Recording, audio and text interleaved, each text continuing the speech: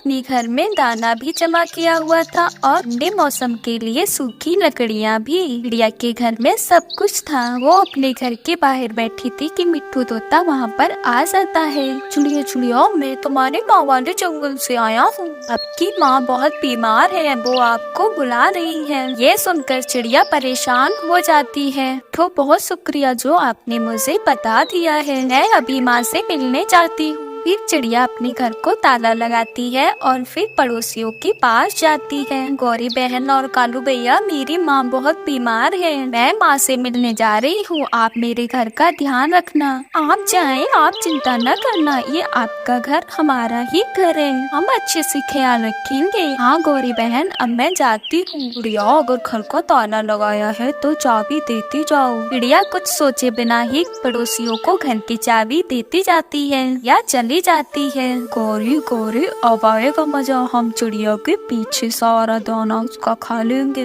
कालू, मैं भी यही सोच रही थी, अब 2 दिन तक हमें भोजन की कोई चिंता नहीं है। फिर कालू कौवा चिड़िया के घर जाता है। वो ताला खोलकर अंदर जाता है। सामने जमा किया हुआ दाना चिड़िया का पड़ा हुआ था। कालू कौवा जी भरकर खाना खाता है। पीछे से गौरी कौवी भी आ जाती है। अकेले अकेले ही कालू, चिड़िया का दाना खाओ, मैं कैसे रह सकती हूँ। फिर गौरी कौवी भी दाना खाने लगती है। कालू जी, सूखी लकड़ियाँ भी हैं, क्या कहती है कि चिड़िया के घर में ही सो जाते हैं, हम जलाने के लिए लकड़ियाँ भी है और भोजन भी। फिर वो दोनों ऐसा ही करते हैं। कालू कौवा चिड़िया के घर में सूखी लकड़ियाँ का आग जलाकर वो उस गर्म घर में आराम से सो जाती है। वो दिन चिड़िया अपनी माँ के पास रहती है। वो अपनी माँ को दवा ला कर देती है और फिर वो अपनी माँ से कहती है, हाँ अब मुझे जाना होगा, मैं अपनी घर की चाबी कौवे को देकर आई, घर खाली है, जाओ बेटी, अब मैं ठीक हूँ। वो दिन में कौवों ने चिड़िया का जमा किया हुआ दाना सारा ही खा लिया था,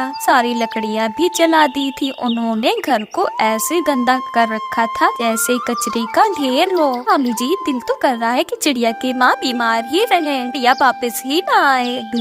आओ, आप तो बहुत जल्दी आ गई हो। दिन माँ की अपनी रखवाली कर लेती, घर की तो रक्षा हम अच्छे से कर रहे थे। ऐसे ही चिड़िया घर के अंदर गई। घर के अंदर से तो गंदी बदबू आ रही थी। वो ये क्या, मेरा दाना कहाँ है, मैंने ठंड के दिनों के लिए जमा किया था। चिड़िया, वो तो मैंने खा लिया सारा ही। हाँ चिड़िया, सारा ही खा लिया। और मेरी सूखी लकड़ियाँ जो मैंने बारिश के लिए रखी थी, चिड़िया वो तो मैंने जला ली, ठंड बहुत ज्यादा थी ना, इसलिए मैंने आग जलाकर सो जाती थी। तुम पड़ोसी नहीं, तुम तो कोई भूत हो भूत। चलो चलो निकलो मेरे घर से, तुम तो पोटियां भी मेरे घर में ही करते रही, बहुत गंदे हो, भागो यहाँ से। शर्मिंदा होती हुई कौवे वहाँ से चले जाती हैं। चिड़िया अपनी नाक पर कपड़ा बांधकर घर को अच्छे से साफ करती है और घर में खुशबू लगाती है। ये कौवे गंदे हैं, सुना तो था, अगर आज देख भी लिया है, गलती मेरे ही है जो मैंने चाबी देकर गई थी। ऐसे ही 2 दिन गुजर जाती है और एक दिन एक रात गौरी की माँ मिलने आ जाती है। गौरी बेटी, मुझे बहुत ठंड लग रही है, जल्दी से आग जला दो। हाँ, मगर मेरे पास तो सूखी लकड़ियाँ नहीं है। आज शाम को मैंने देखा कि चिड़िया सूखी लकड़ियाँ ला रही थी। वैसे गौरी, जाओ और उससे सूखी लकड़ियाँ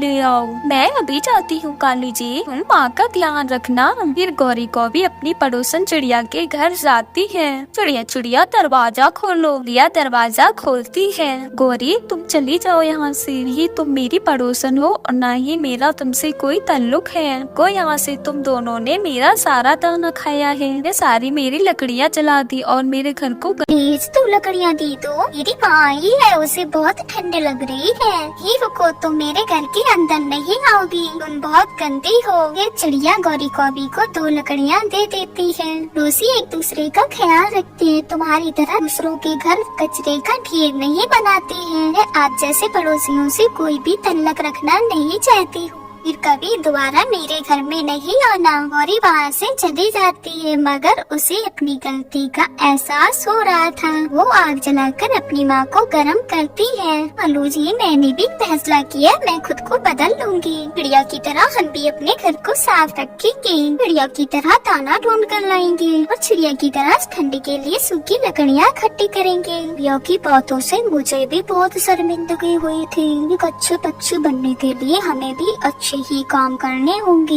ऐसे कौवे खुद को बदलने की कोशिश शुरू करते हैं। अरे दोस्तों, अगर आप अपने घर को साफ नहीं रखते तो दूसरों के घर को भी गंदा करोगे। इसलिए हमेशा अच्छे अच्छे काम करना चाहिए जो दूसरों को पसंद आए। आपी का धन्यवाद। मम्मा चिड़िया और पापा चिड़िया और उनकी बेटी घर से निकले हुए थे दाना लेने के लिए। उनकी बेटी ने अभी अभी ही उड़ना सीखा था। वो अपने पापा मम्मी को आवाज दे रही थी, मम्मा मम्मा पापा पापा रुके, वो दिखे यहाँ आए। मम्मा चिड़िया और पापा चिड़िया रुक जाते हैं। वो अपनी बेटी के पास आते हैं। माँ पापा, वो दिखे सामने आम का पेड़ है, उस पर पके हुए आम लगे हैं। नहीं बेटी, कभी भूल कर भी उस आम के पेड़ की तरफ मत जाना। जल्दी चलो, जल्दी यहाँ से दूर निकल जाओ। वो सभी लोग फिर से उड़ते हैं। जंगल में नदी के पास उन्हें दाना मिल जाता है। मुझे वो आम खाना था,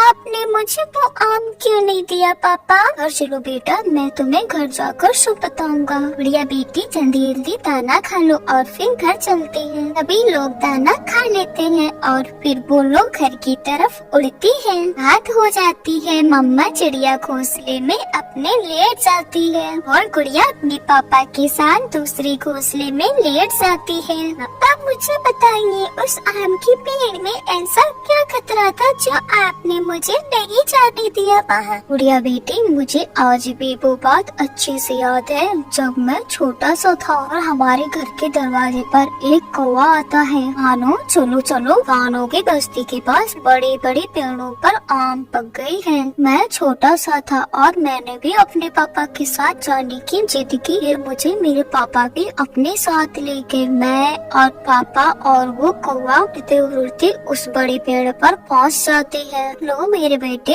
ये मीठा मीठा आम खा लो। ये मुझे मेरे पापा ने आम दिया ही था कि एक गोली तेजी से पापा की तरफ आती है। गोली पापा का सीना चीरते हुए गुजर जाती है। बहुत रोया और बहुत चिल्लाया। वो कौवा भी वहाँ से भाग गया था। मैं अकेला बैठकर वहाँ पर रो रहा था। गुड़िया रोने लग जाती है। नहीं, मुझे वो आम नहीं खाना, मुझे वो आम कभी नहीं खाना। इस आम के पेड़ के वजह से मेरे पापा को इतना दुख मिला। मैं तो आम कभी नहीं खाऊंगी। अच्छा, आप चुप कर जा और सो जाओ मेरी बेटी। माँ चिड़िया और उसकी बेटी तोते के पास बैठ जाती है और पापा चिड़िया फिर से उड़ता है। बहुत ही मुश्किल से पापा चिड़िया को एक दाने मिल जाती हैं। इन दानों से तोते और उसके बेटे को पेट भर जाएगा। पापा चिड़िया ये सोचकर वो दाना लेकर वापस आता है। लो मिट्ठू, ये आप अपने घर ले जाओ, खुद भी खाओ और अपने बेटे को खिलाओ। मिट्ठू बहुत ही खुश होता है और वो दाना लेकर बाहर से चला जाता है। पापा, इन दिनों में दाना बहुत ही थोड़ा है, फिर भी आपने मिट्टू अंकल को दाना लाकर दिया है। ऐसा क्या? बेटा, हमें हर समय दूसरों की मदद करनी चाहिए, हालात चाहे कैसे भी हो। पहले जो मुसीबत में हो उसकी मदद करो, बाद में अपना सोचो। गुड़िया के पापा, अब चले, मुझे भूख लग रही है। वो सब लोग फिर से उड़ते हैं। थोड़ी दूर जाकर उन्हें एक बुलबुल आवाज देती है, पक्षियों यहाँ आओ, आप सब यहाँ आ जाओ। चिड़ियाओं का परिवार वहाँ पर जाता है। मेरे इस पेड़ पर आम पक गए हैं, अगर ना तोड़े तो कल सड़ जाएंगे। ये आम आप ले जाओ और खा लो। ये सुनकर वो सभी लोग बहुत ही हैरान होते हैं।